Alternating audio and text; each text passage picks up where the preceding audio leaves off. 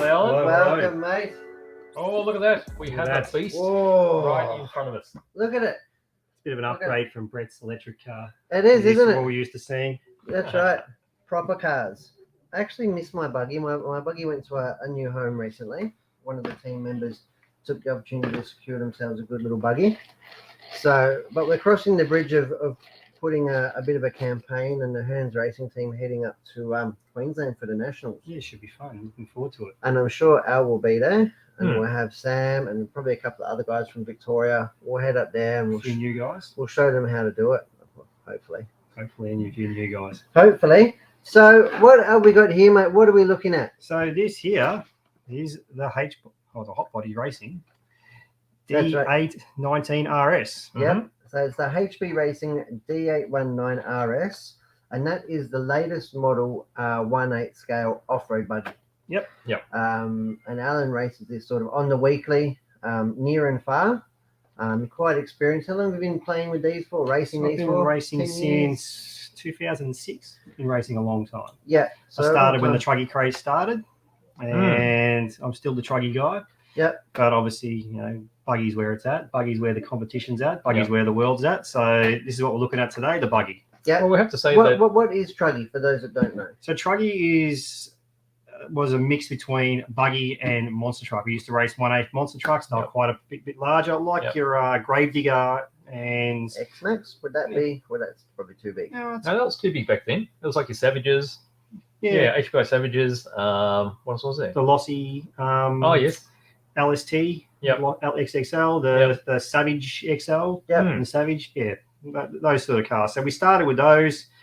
And they combined them together. They took a buggy platform and merged it with the truck to create a Truggy, which looked like... We've got one here. Well, this is the latest incarnation. This is the latest incarnation of they a Truggy. actually don't... Do they actually call that a Truggy anymore? Well, we're starting to call it a bruggy. This is the new bruggy body.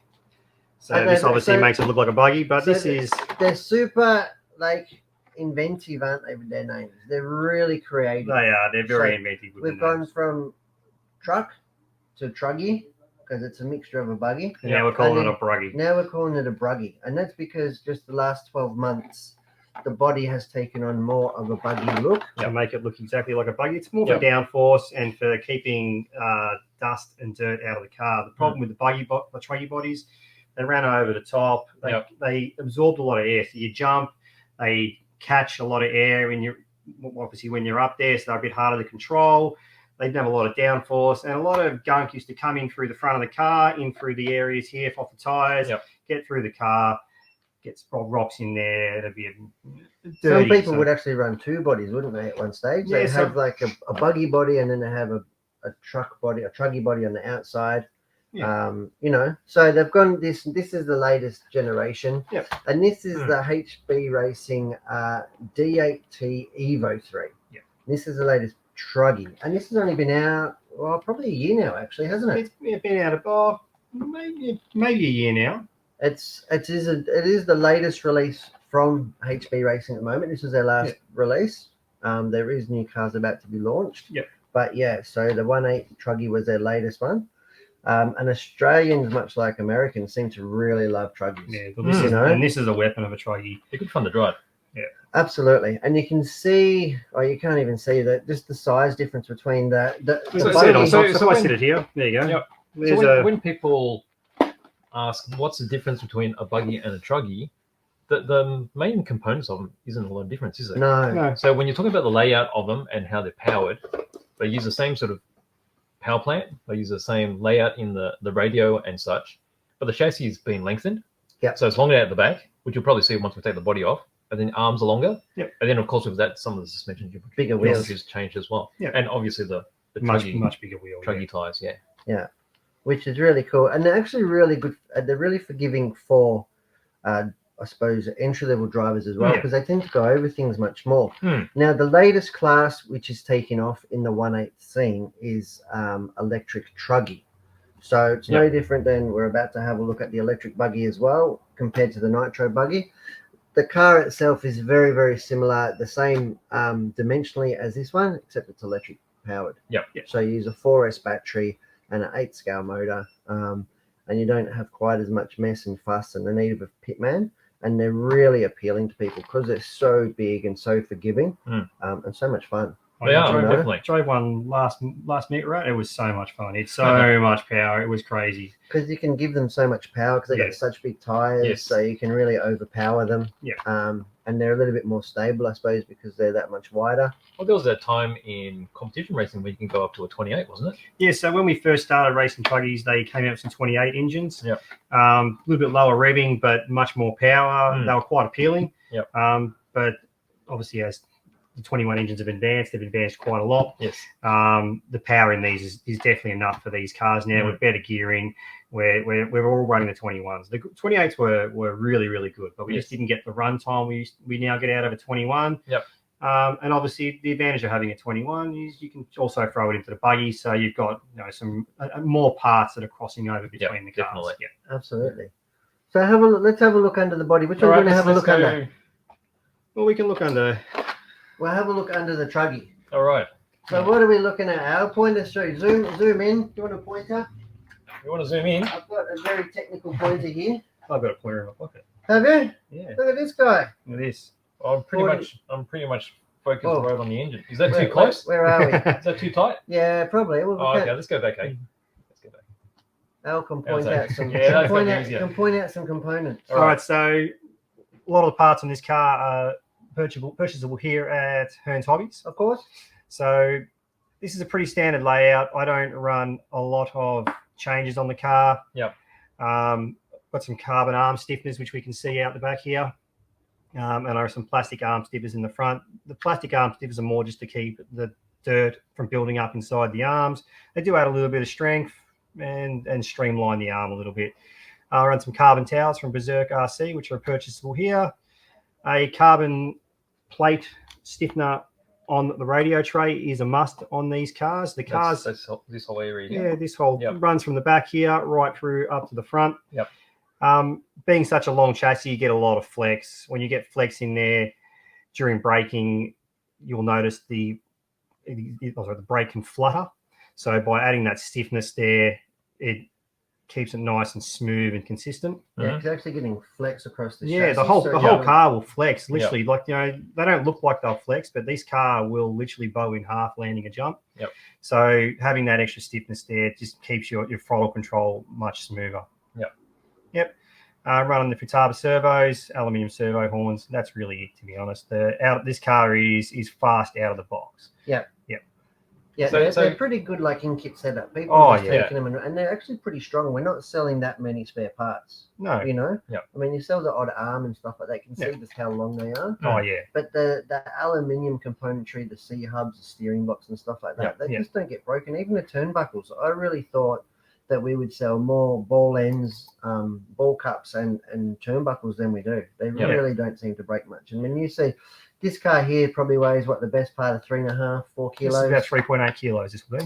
And this will run around the track at 60 to 80 Ks, which doesn't sound much compared to what you hear some people say, but it's a pretty tight track and the acceleration is phenomenal. Yeah, when it gets there in 2 seconds. These will launch 3 meters in the air, won't they, on the jump? You can jump them higher than that. You can jump this thing over a house, you could. Yeah, but in our racing application, that's common to be airborne 2-3 meters. Yeah. So if you get it wrong at that height or hit another car or another truck in the air at that height, it all goes terribly wrong. Yep. And they just keep going. Yep. They really do. So if we take it back to basics, because there's probably people out there that haven't really seen a gas car before or a nitro car. So basically, this is the engine. So I've got the power plant, and so while we're talking about the sizes, that's a 21 size, which is a 3.5 cc. 3.5 cc. So that's a single cylinder, glow engine. So it's got a glow plug in the top of it. Yep. And basically it's just firing up like a diesel after you start it up, right? Yeah, it's you only a two-stroke engine. Yep. And they run on nitro. And this so is, methanol and nitro. Yeah. So this isn't nitrous, what they put in cars and stuff. It's not a gas. This is in a fuel form. Yep. Nitromethane. Yep.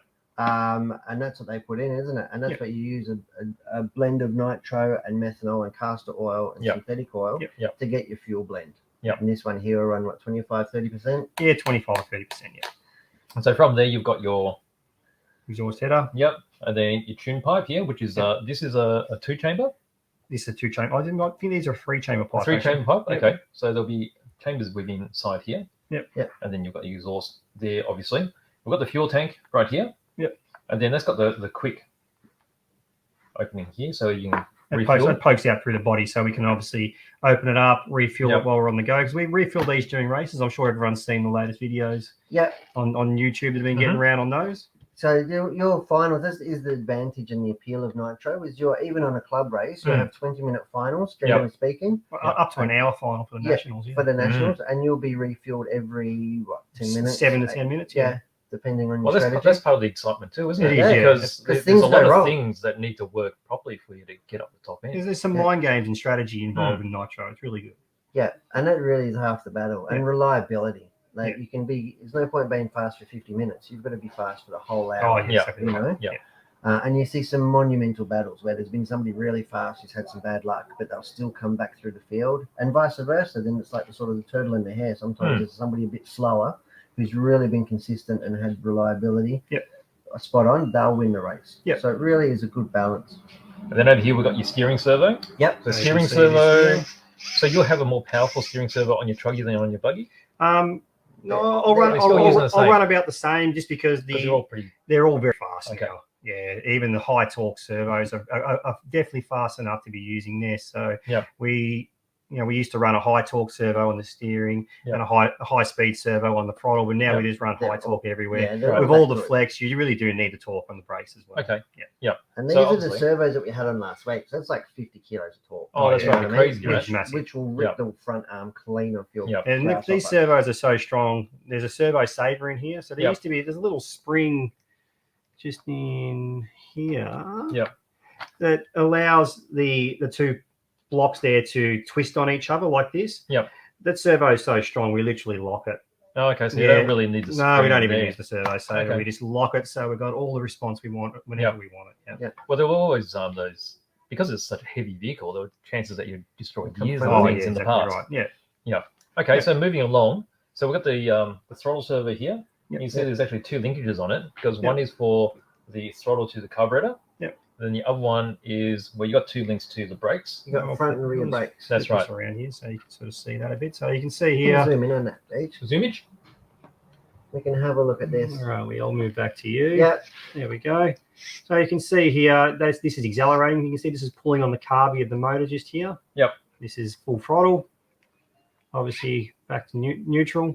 And when you brake, we are pulling the brakes. I'll try and push it from in here instead. So we're pushing on here, and this is turning these two cams just here.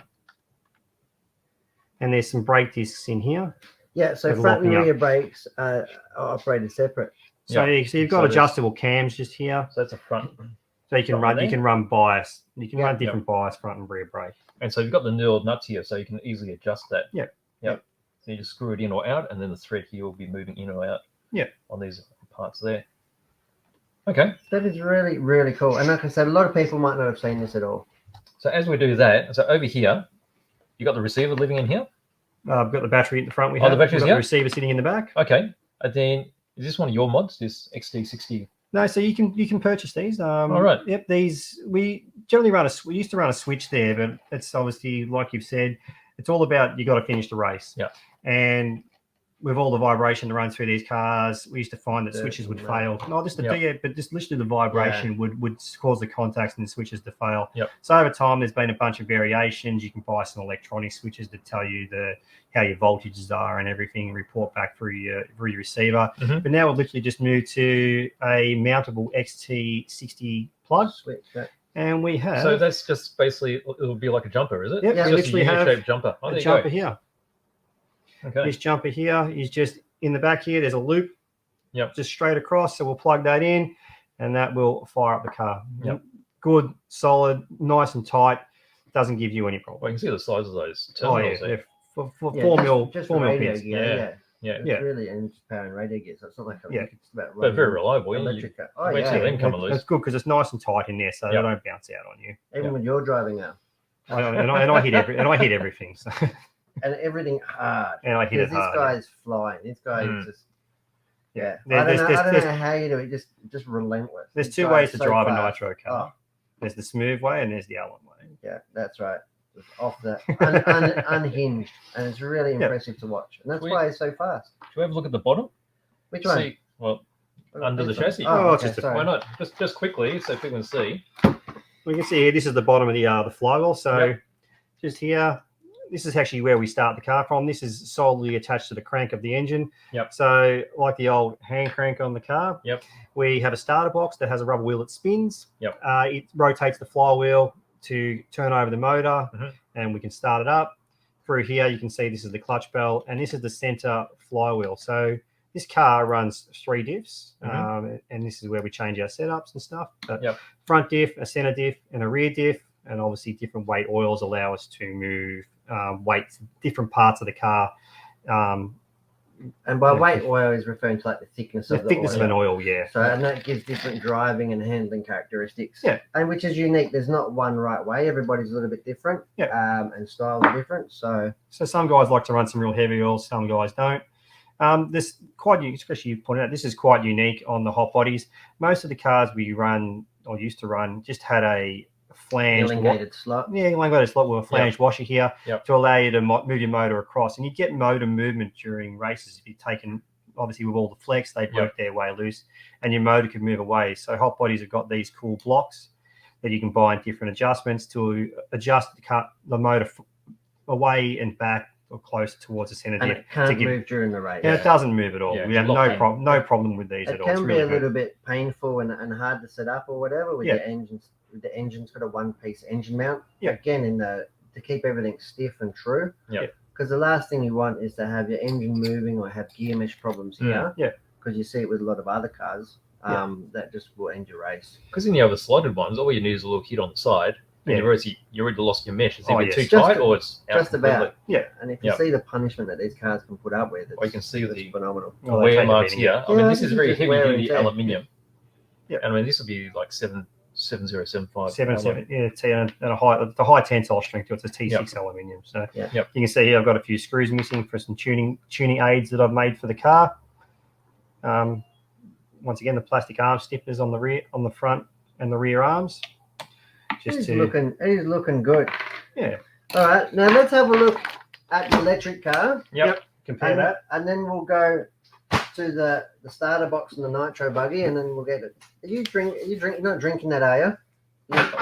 I know, me too. I took a little bit. It was a bit. I probably wouldn't drink that. It's pretty cool, actually. We'll be able to get these two cars side by side here. Now, I'm just going to butt in for a second here. Obviously, as these guys have been talking up, we're going to be starting this on this episode. You're going to hear some Nitro. But there's some really important things to do with Nitro cars. If you want your motor to last, these aren't cheap, these motors, and we want them to last as long as possible. So if you're going to fire this up, obviously we want to make sure it's warm. So we get these cool head warmers, which we can just plug into a pack like so.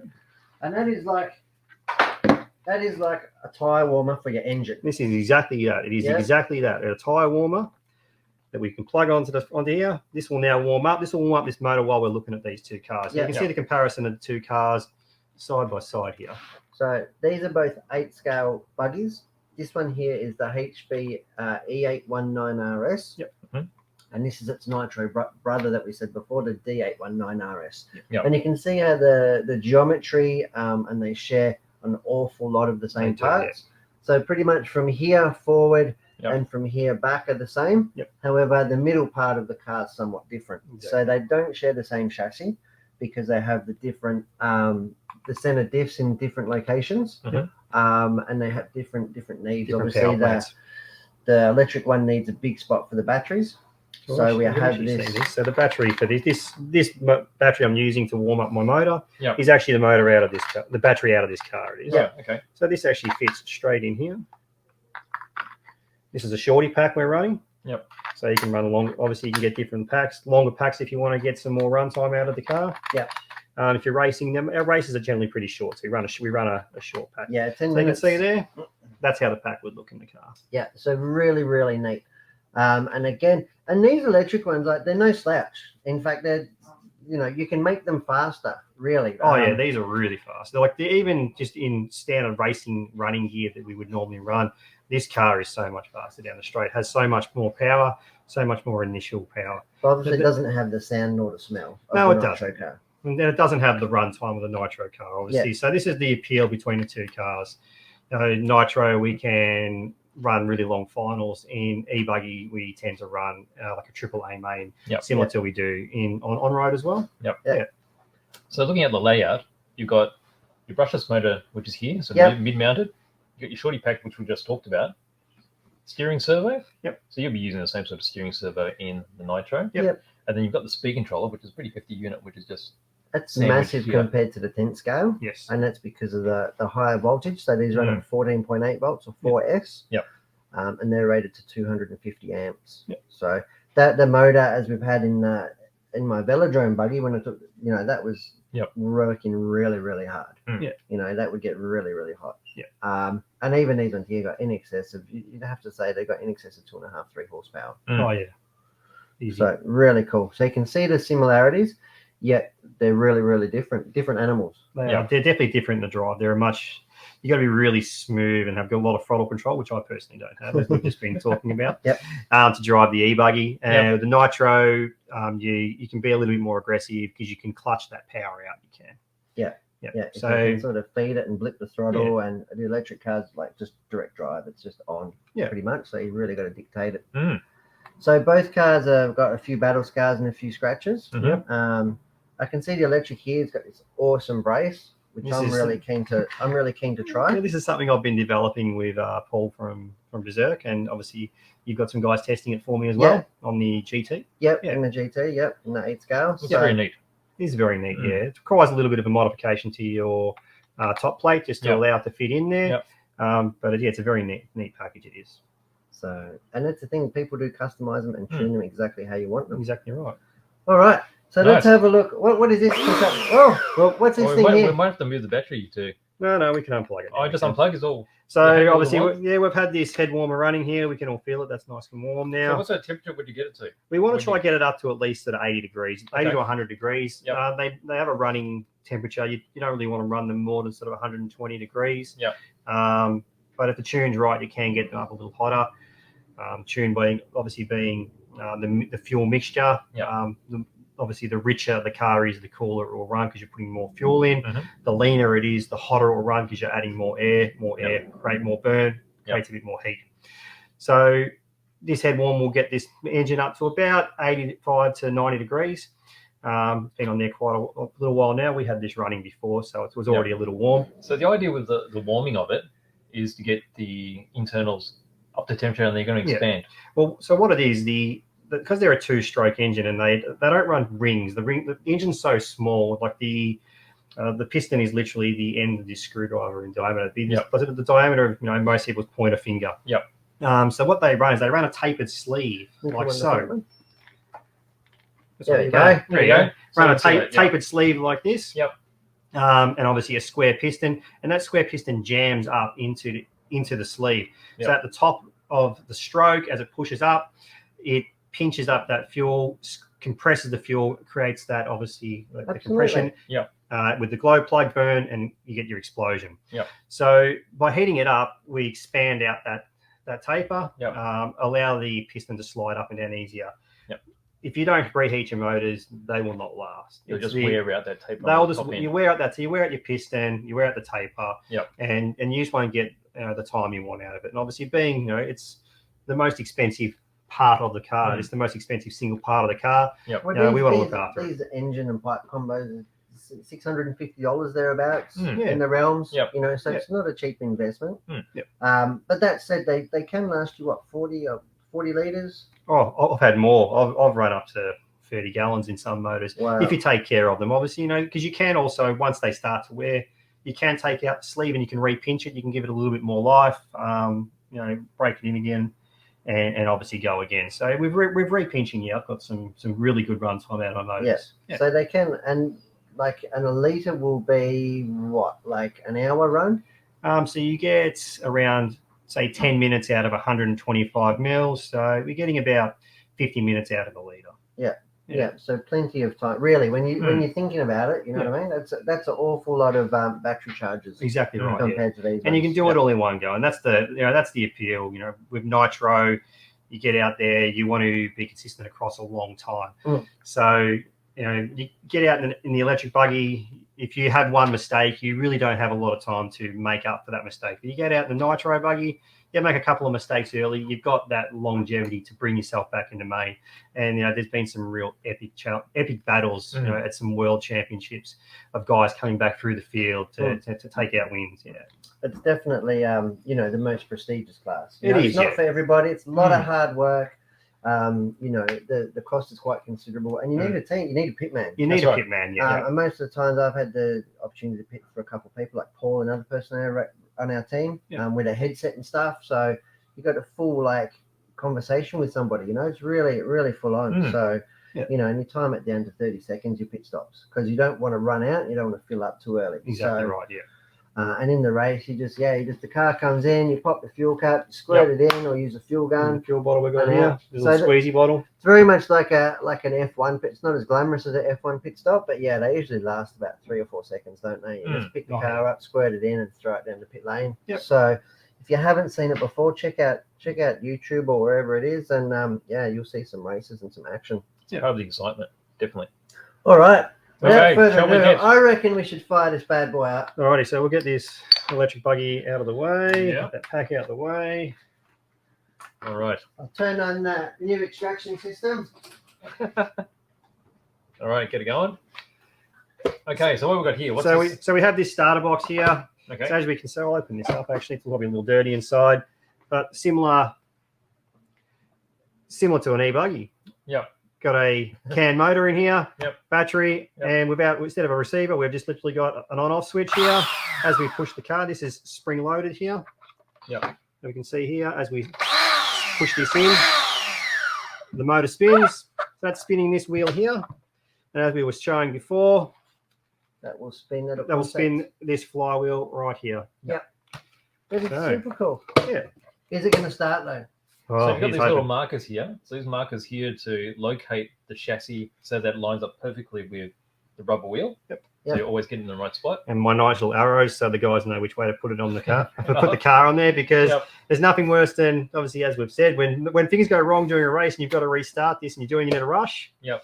Because they're usually just volunteers. It's not usually the same. It is, yeah. I'm lucky. My father, racing's very family for me. Yeah. My father comes down and helps me pit, and my nephew now comes down. We've got him racing the electric, and he now pits for me. So we're trying to make it as easy for those guys as possible, because I may be racing, but they're in the race with me. Yeah. And when they get it wrong, they feel real bad, and that's it. It's not. Well, why don't you feel bad when you get it wrong? Huh? I'm sure he does. Why don't you feel bad when you get it wrong? I do feel bad when I get it wrong. I feel bad because I've let you down. Oh, that's right. That's right. Alrighty, let's line her up.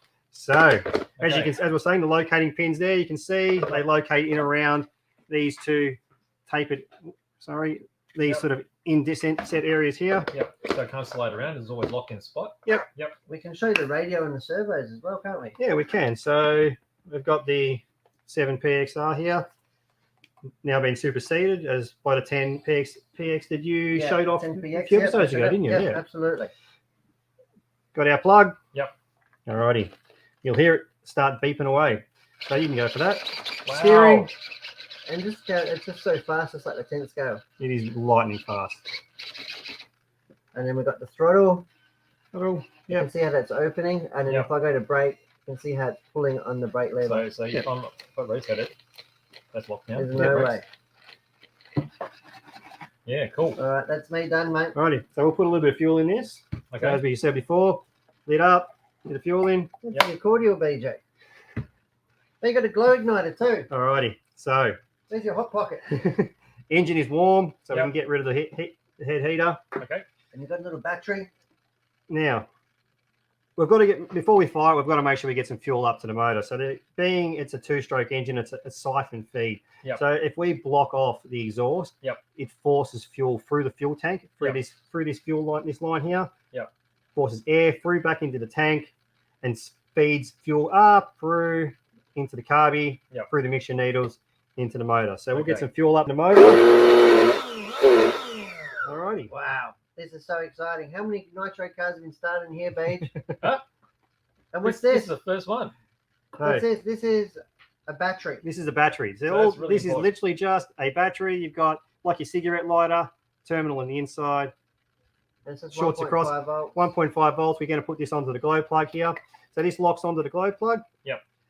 This is now glowing the plug. So being it's the first start I'm doing, I usually like to let it sit there a bit, make sure the glow plug warms up. Yep. Alrighty. So give it a little bit of throttle.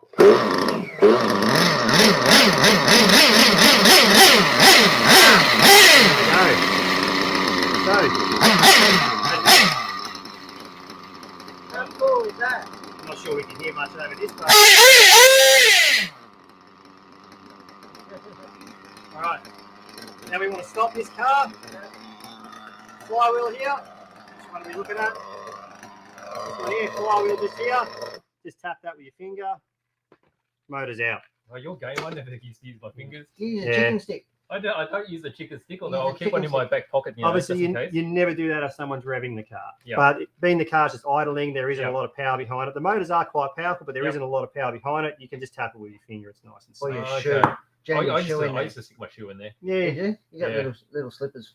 But the most tuning, Little slippers. My mink slippers. That's right. this is a 1A tuning driver. Most 1A tuning drivers we can see here. Yep. Nice rubber plug on the end. Yeah, yeah. So you've got your second option for stopping the car. You can just again put it on the end of the pipe. Yep. Or And burn your finger on it. or I wouldn't advise burning your finger on it, but Well, I've definitely done that a few times in a You pinch. know the mark. That's Yeah, right. yeah. So you can flood the car out that way, but that tends to flood the car and leave a lot of fuel in your motor, which Yeah. you've then got to run out later. Very good. All right, Al. Well, That's amazing. that is a bit of Nitro Buggy 1-on-1. And like I said, HB Racing is one of our hero brands, and Alan's definitely one of our hero racers. So thank you for taking the time to come in. A lot of Thank you for people having me. might not have seen this before. Alan's undertaking along with the club down at EMCC, which is our local hangout. They're oiling the track and getting ready for a big race, not Yep. this coming weekend, next weekend, Yep. part of the Tri Series. Is it the Tri Series? Yeah, it's the Victorian Tri Series. So we've got the second round of the Tri Series coming up. The first round was down in Barnsdale at the Eagle Point Club, Yep. which I managed to get down to. I managed to take out the win in the Truggy and Oh. take out second in the Buggy. Yeah. Good stuff. Came up against some pretty hot talent down there. There's some good drivers coming out of the southeast of Victoria. Yeah, absolutely. And so they're developing the track out there a little bit. So hopefully we can open it to practice. 'Cause that's one of the Yeah, biggest right. bugbears at the moment with Yeah. 1.8 because there's nowhere to go and play and practice. Only race days. Yeah. And a lot of especially beginners are a little bit put off by it Yeah. initially. So it takes a bit of confidence and practice before they actually want to turn up on a race day, Yeah. me included. So come down there. I'll talk about it again next week. But that's going to be huge. So that club is just so everyone knows, it's actually behind the Knox shopping centre. Mm. You can actually walk there out of the Knox Ozone area through the council car park to the track. So it's a nice, convenient track for us. We're able to get down there. We can race lunch. We can obviously leave the cars, walk across the car park, get Have a lunch. literally anything you want to eat. That's right. Family can come down if they're not happy with being out in the racing because it's getting a bit cold. They can go over and watch a movie. Mhm. So it's really, really good track to get to Good race at. It's good a great atmosphere. club. Yeah, and the track is now just been rebuilt. I managed to get the Bobcat down there with the guys, in the committee. We've done some surface prep, which the tracker has never had. We've put some oil on the Oil's been put Yeah, down. the Is put it? oil's some been oil put on the down. track. Okay. So hopefully that should prevent us from having to water the track in future, Make it and more allow us to consistent. open it up for Practice. practice much more. Yeah, it's going to be really good for 1/8 racing in Victoria. So if you're actually interested in seeing these guys race next weekend, practice on Friday, racing on Saturday, racing on Sunday. Yeah, I'm hoping the boy here will be here to I will definitely be there. I won't be racing. My car is still not ready. well, you can run my car. Ah, No, there you go. young Riley will be racing, mate. Well, young Riley will race that. You can bring down your packs and you can run that in another class. I'll put you in sportsman and put him in pro. How's that sound? That sounds good. That's about where I'm at. All right, Al. Thanks for coming in, mate. Thanks for hanging out. Thanks very much, Really cool, mate. It's been really really good to see. All right. All right, I'll get all this stuff out of your way. Thank you very much.